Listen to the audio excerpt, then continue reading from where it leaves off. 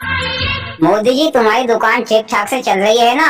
रोजाना के हरे हरे नोट छापते रहते हो। अखिलेश बाबू, आजकल हरियाली बंद हो गई है। आजकल तो नीली पीली नोट चल रही है।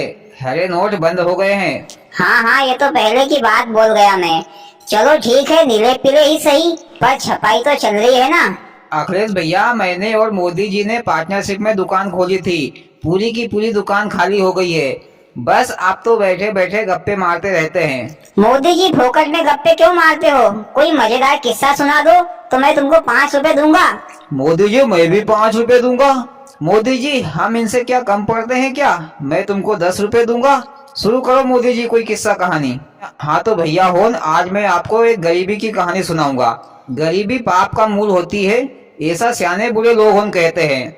एक गरीब आदमी था। एक दिन वह राजा के पास कर्ज मांगने के लिए गया। राजा साहब से बोला कि राजा साहब, मुझे 5,000 रुपए दे दो कर्ज के रूप में। मैं 5 महीने के भीतर आपके पैसे वापस लौटा दूंगा। राजा साहब ने उस पर विश्वास करके उसे 5,000 रुपए दे दिए। 5 महीने पूरे हो गए, लेकिन उस व्यक्ति ने राजा के पैसे वापस नहीं दिए। तो मजबूरन राजा उसके घर गया पैसे मांगने के लिए। पर वह व्यक्ति घर नहीं मिलता था, और कभी जब भी मिलता था तो कुछ भी बहाना करके राजा को टाल देता था, वहां से वापस पहुंचा देता था। एक दिन राजा साहब को गुस्सा आ गई। मोदी जी, राजा साहब तो बंदूक लेकर गया होगा और गोली मार दी होगी उस आदमी को। अब राजा साहब का कौन बाल बाका कर सकता है? नहीं भैया अखिलेश, राजा साहब गुस्से में उसके घर गया और जोर से आवाज लगाई। तो घर में से उस व्यक्ति की छोटी सी लड़की बाहर निकली। तो राजा साहब ने उस लड़की से पूछा, बेटी तुम्हारे पिताजी कहाँ गए हैं? तो लड़की ने कहा, महाराज स्वर्ग का पानी रोकने गए हैं। और बेटी तुम्हारा भाई कहाँ गया है? राजा साहब, भैया बिना वजह के झगड़ा करने गया है। और तुम्हारी माँ कहाँ गई है? बेटी बोली, माँ एक के दो करने गई है। राजा को उसके बेतुके जवाब सुनकर गुस्सा आ गई। अरे एक रपाटा लगाया होगा छोरी को, बदतमीजी कर रही है राजा साहब से।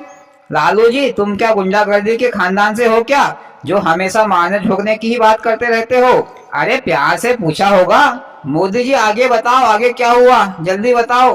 गुस्सा में राजा ने कहा बेटी से, तुम यहाँ बैठे बैठे फिर क्या झक मार रही हो?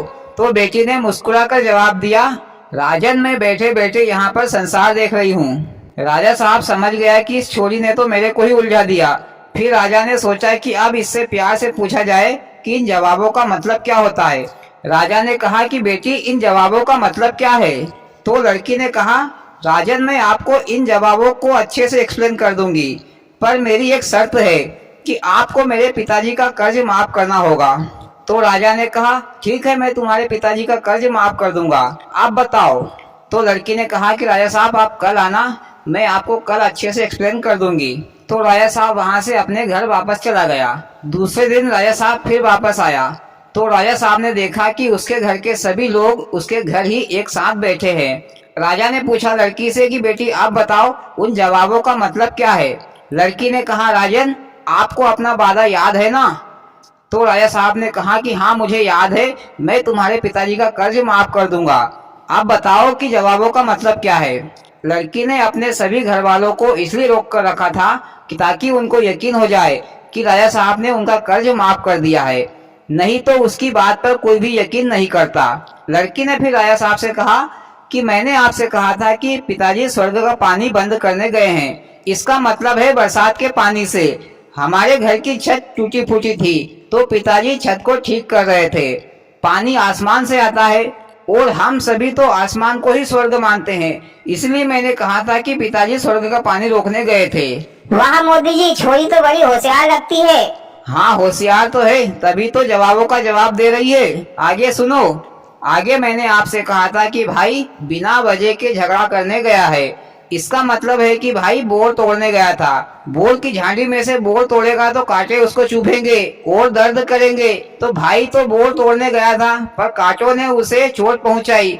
इसी को कहते हैं कि बिना वजह के झगड़ा करने गया था। और तीसरा जवाब मैंने आपको दिया था कि माँ एक के दो करने गई है, इसका मतलब है कि माँ चने की दाल बनाने गई थी, क्योंकि चना तो एक होता है पर दाल बनने पर वो दो हो जाता है। इसी को कहते हैं एक का दो करना। और बेटी चौथी बात, और मैंने आपसे कहा था राजन कि मैं घर बैठे बैठे संसार देख रही हूँ, इसका मतलब है कि मैं चावल बना रही थी।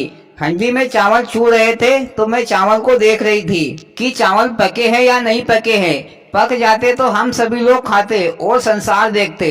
आदमी भोजन खाएगा तो ही जिंदा रहेगा और जिंदा रहेगा तो ही संसार देखेगा।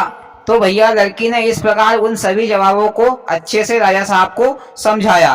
तो राजा साहब लड़की की चतुराई को देखकर खुश हो गया और राजा साहब ने अपने गले से हीरो की माला निकालकर लड़की के गले में डाल दी तोहफे के रूप में। मोदी जी, लड़की ने तो राजा साहब को घर बुलवाकर चतुराई से लूट लिया।